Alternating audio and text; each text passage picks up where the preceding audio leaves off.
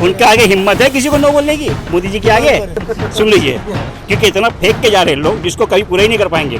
वो लोग वही करेंगे जो मोदी जी चाहते हैं, वो कभी वो नहीं करेंगे जो इस देश के आवाम चाहते हैं। देश को बचाने के लिए जो जिसकी जाने जाती हैं, अपने आने वाले नस्लों के लिए जो मेहनत कर जो करते हुए अगर किसी की जान जाती है तो वो भी शहीद कहलाता है। आज हमारे मोदी जी के पास इतना वक्त नहीं है कि हमारे उन शहीदों के घर वाले से एक बजा के बात कर सकें। नमस्कार, जैसा कि हम आपको लगातार दिखा रहे हैं कोलकाता की जो हवा है वो किस तरफ है, क्योंकि जनता जो है वो जनार्दन है। जनता हमेशा ये बता रही है कि कहीं ना कहीं जो उनको हक चाहिए, जो सेंट्रल गवर्नमेंट लगातार कह रही थी कि हमने ये काम किए, तो जनता है वो लगातार सवाल पूछ रही है। सर, मैं आपका नाम जानना चाहूँगा सबसे पहले। मेरा नाम इरफान अली ताज है। सर, अभी बीजेपी लगातार ये कह रही है कि हम काम करेंगे, हम सोनार बांग्ला बनाएंगे, ऐसे में टीएमसी क्या चाहती है? टीएमसी के तरफ बीजेपी वाले सिर्फ इलेक्शन के वक्त आगे क्यों कहते हैं कि हम लोग काम करेंगे, उससे पहले क्यों नहीं कुछ करते हैं? सिर्फ इलेक्शन के टाइम पे आके मतलब लंबी लंबी फेंक के जाते हैं। क्यों मौका नहीं मिला ना? इससे पहले मौका नहीं मिला। आपका यहाँ पे इतना बड़ा पार्टी ऑफिस है, आपके 18 MPs है वेस्ट बंगाल में, आपके 3 पिछले बार विधायक थे, तो वो सब तो है यहाँ पे। काम कीजिए ना आप लोग सिर्फ मोदी जी के आने का और फेंकने का इंतजार क्यों करते हैं? आप लोग सिर्फ इलेक्शन का क्यों वेट करते हैं कि इलेक्शन आएगा तब बोलेगा मैं सोनार बंगला बना दूंगा? अरे आप तो PM हैं, आप तो पूरे देश के PM हैं। तो वेस्ट बंगाल भी तो इसी देश में है, हिंदुस्तान का हिस्सा है। आपने अभी तक वेस्ट बंगाल के लिए क्या किया? वो बोल रहे हैं कि हमने जो किसानों के लिए दिए, जो हमने पैसे दिए थे वो ममता दीदी लोगों तक अच्छा, किसानों के लिए दिए हैं, तो आज क्यों हजारों लाखों लाख किसान रास्ते में मौजूद हैं? क्यों? वाई? वो प्राइवेटाइज कर रहे हैं ना, वो नई चीजें ला रहे हैं, तो लोगों को ये लग रहा है उनको कि समझ में नहीं आ रहा है। प्राइवेटाइज किसके लिए कर रहे हैं? देश के किसानों के लिए, अपने दोस्तों के लिए? वो तो अब ये होगा ना, अडानी अंबानी प्लस के लिए कर रहे हैं या इस देश के 65% किसानों के लिए कर रहे हैं? किसका फायदा है उसमें? किसानों का फायदा नहीं है। अगर आज किसानों का फायदा होता तो हमारे 300 से ज़्यादा किसान भाई क्या शहीद होते हैं? क्यों अपने घरों को छोड़ के रास्ते में पड़े हुए हैं, बीवी बच्चों को छोड़ के रखे हुए हैं अपने हक के लिए? वो बात तो करना चाह रही है ना, सरकार तो कह रही है हमारे दरवाजे खुले हुए, बात नहीं कर रहे। कब कहा भाई साहब? कौन सी न्यूज़ चैनल में कहा है ये बात? लगातार नंबर भी दे रखा है उन्होंने। नंबर देने से नहीं होता। प्राइम मिनिस्टर जी ने आज तक कितनी बार इस बारे में बातचीत की है? कितनी बार जो इन लोग के जो सो कॉल्ड नेता हैं राकेश टिकैत जी, कितने बार उनसे संपर्क करने की कोशिश, कभी उनके बारे में कुछ बोला है? हमने तो नहीं देखा। आप कौन सी न्यूज़ में देखे भैया? प्लीज़ बता दीजिए हमको। अभी मीटिंग भी हुई थी किसान यूनियन की मीटिंग भी हुई थी, लगातार वो लोग गए। तो उनमें एक पैनल बनाया गया था, जो लोग उस पैनल में थे वो लोग प्रो मोदी थे। वो लोग वही करेंगे जो मोदी जी चाहते हैं, वो लोग कभी वो नहीं करेंगे जो इस देश के आवाम चाहते हैं या इस देश के किसान चाहते हैं।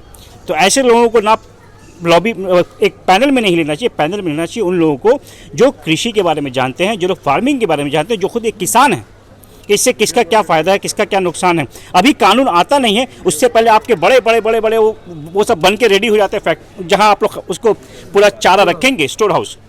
हाउ कम अभी आपको, हमको, आप मीडिया वाले, आप लोगों को पता नहीं है कि ऐसा कुछ कानून पास होने वाला है? बट अदानी जी को पता होता है, अंबानी जी को पता होता है। वो लोग बड़े स्टोर बना करके अपने हर एक डिस्ट्रिक्ट को बांट लेते हैं कि आपका ये है, आपका ये है, मेरा ये है। ये कैसे होता है? फायदा तो होगा ना जब प्राइवेटाइजेशन होगा। जब तक गवर्नमेंट, अगर फायदा होता तो हमारे क्या किसान भाई लोग पागल हैं?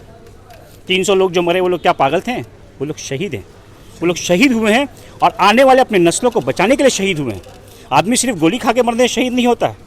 आदमी आंदोलन करने में जो मरता है, देश को बचाने के लिए जो जिसकी जाने जाती हैं, अपने आने वाले नस्लों के लिए जो मेहनत कर जो करते हुए अगर किसी की जान जाती है तो वो भी शहीद कहलाता है। आज हमारे मोदी जी के पास इतना वक्त नहीं है कि हमारे उन शहीदों के घर वाले से एक बजा के बात कर सकें। यही उनके जो मित्र हैं, जो उनके पार्टनर हैं, उनके घर में बच्चा होता है तो खिलाने के लिए उनके घर पहुँच जाते हैं। इतना टाइम है उनके पास में या उनकी पूरी टीम के पास में। अभी बंगाल में रोज़ कोई ना कोई बड़ा या सुपर स्टार उनका पहुंच जाता है, उसके लिए टाइम है। बट जहां किसी वक्त जब प्रॉब्लम होता है, जब हम लोग यहाँ पे अम्फान आया था, कितने लोग यहाँ पे आए थे, मोदी जी आकर के 1000 करोड़ का वादा करके गए थे, दिए क्या? वो कह रहे हैं स्टेट गवर्नमेंट पास नहीं करी, हम तो दे रहे हैं ना। भैया देखिए, मोदी जी बोलते ही तो हैं, बोलने के अलावा करते क्या आप ये बताइए ना। अब हम लोग के अभी बंगाल में आकर कह रहे 18 लाख नौकरी देंगे, तो भैया वो 2 करोड़ नौकरियाँ कहाँ हैं? वो तो 2014 की बात थी। 2014 से अभी तक तो 14, अगर 2014 में 2 करोड़ नौकरी देने का बात किए थे तो आज कितना 7 साल हो गया, 7-2 कितना हो गया? 14 करोड़ नौकरी। पहले वो दीजिए, बाद में आके 18 करोड़ नौकरी दीजिएगा।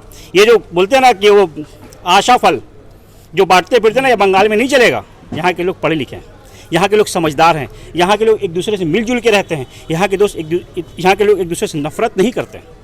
तो आपका जो झूठ है वो यहाँ नहीं चलेगा।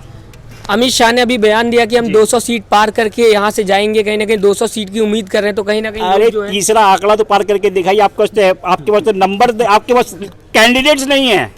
आप एक यूनियन मिनिस्टर को बोलते हैं आप आके एमएलए का लड़ो इलेक्शन, क्यों भैया? क्यों, वजह क्या है? आप 4 और एमपीज को बोलते हैं कि आप एमएलए का इलेक्शन लड़ो, क्यों भैया? कैंडिडेट्स नहीं है।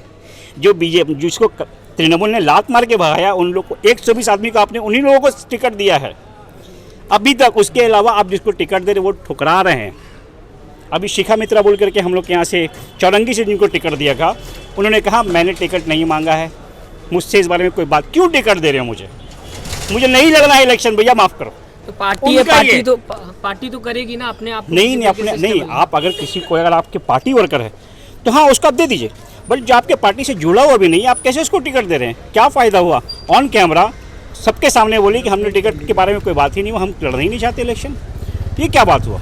इसी तरह एक और कैंडिडेट ने कहा भैया हम तृणमूल करते हैं, हमको टिकट दे रहे, क्यों दे रहे? हम तो मांगा नहीं था आपसे, हम तो तृणमूल के कर्मी हैं, हम तृणमूल के साथ रहेंगे, हमको आपका टिकट नहीं चाहिए, सॉरी।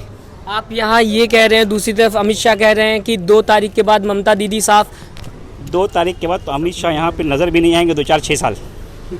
सुन लीजिए, क्योंकि इतना फेंक के जा रहे हैं लोग जिसको कभी पूरा ही नहीं कर पाएंगे लोग।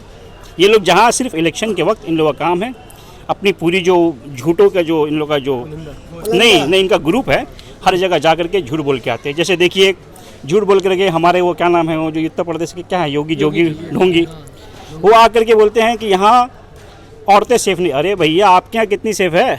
अरे आपके पास नहीं है तो दूसरे के पास तो है, उसके बारे में तो सोचिए। एक गरीब लड़की के साथ अत्याचार होता है, उसके शव को आप उसके घर के बाहर जला लेते हैं बिना उनके घर वालों की मर्जी के। वो क्या बहुत अच्छा काम कर रहे हैं आप? हाँ, हम लोग को बोलते आप चलिए आपका पूरा कलकत्ता घुमाएंगे, अकेले लड़की घूमती है यहाँ पे रात को 12 बजे 1 बजे 2 बजे रात तक, कोई पूछने वाला कोई बोलने वाला नहीं होता है, क्योंकि यहाँ के चीफ मिनिस्टर ममता बनर्जी साहिबा वो इन सब चीज़ों का ध्यान रखती है। आपकी तरह नहीं, कोई गलत कर रहा है तो उसको बचाओ, जिसके साथ गलत हो उसका और गलत करो। क्यों? वो गरीब है, या वो दलित है, या वो पिछड़ों में से है, या वो मुसलमान है, ऐसा नहीं होना चाहिए। अगर आप सीएम हैं और आप सही में अगर योगी हैं तो आप अपना आपका जो नाम है, आपका जो चोला है वो दिखना चाहिए पब्लिक को।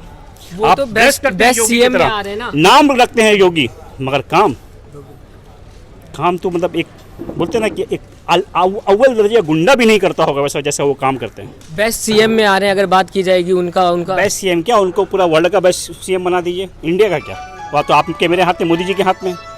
वो जो चाहेंगे, जो बटन दबाएंगे वही वहाँ से निकलेगा। यस सर आप, यस सर आप, यस सर। उनके आगे हिम्मत है किसी को नो बोलने की? मोदी जी के आगे नहीं। तो ऐसे में ये भी कहा जा रहा है, अभी फिलहाल ये बयान आ रहा है कि ममता दीदी के जो पैर में चोट लगी वो कहीं ना कहीं इमोशनल कार्ड खेल रही है जनता के साथ। एक्चुअली देखिए मोदी जी, देखिए जो जैसा होता है वो वैसे ही सोचता है।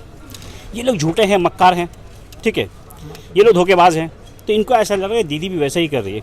बट शायद जिस दिन दीदी को चोट लगा था, आप लोग पत्रकार हैं, आप लोग वीडियो में देखें, उनका पैर फूला हुआ था क्या पूरे हम लोग के कलकत्ता में जो जहाँ उनका इलाज हुआ SSKM हॉस्पिटल, हम लोग PG बोलते हैं, वो one of the best hospital, government hospital, one of the best. वहाँ पे कभी बेड्स नहीं मिलता। क्या वहाँ के सब डॉक्टर की जाली डिग्रियाँ हैं मोदी जी की तरह, सब झूठ बोल रहे हैं कि नहीं दीदी को चोट नहीं लगा? अरे भाई अगर दीदी को चोट नहीं लगा आप जाँच करवाइए ना। वो भी यही बोल रहे हैं, आप जांच करवाइए। आप क्यों इलेक्शन खत्म होने का वेट कर, आप अभी जांच करवाइए, डॉक्टर लोगों सबको हटा दीजिए वहाँ से। अमित शाह ने अभी बयान दिया था, उन्होंने ये कहा कि वो अपना जो रिपोर्ट है वो देखा है हम लोगों को।